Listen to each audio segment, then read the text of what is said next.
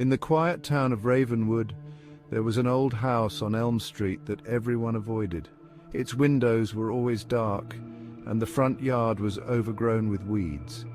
The townsfolk whispered that something sinister lived inside, but no one dared to investigate.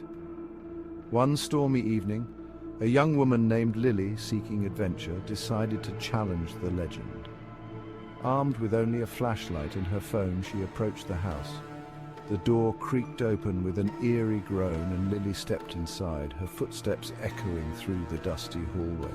The house was just as one would expect, cobwebs in every corner, faded wallpaper peeling from the walls, and an oppressive silence. Lily's flashlight beam danced across old portraits whose eyes seemed to follow her. She felt a chill, but she brushed it off as a draft.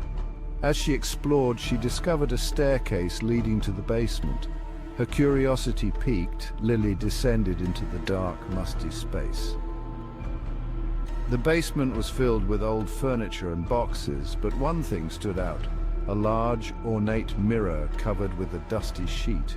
Heart pounding with a mix of fear and excitement, Lily pulled the sheet away. The mirror was old, its silver frame intricately carved.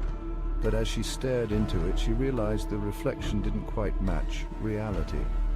Instead of the dim basement, she saw a brightly lit room, pristine and modern.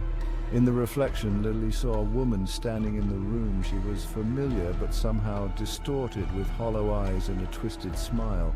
As Lily watched in horror, the reflection of the woman raised a finger to her lips, signaling silence. Then the woman stepped out of the reflection, emerging into the basement, her cold eyes locked onto Lily's.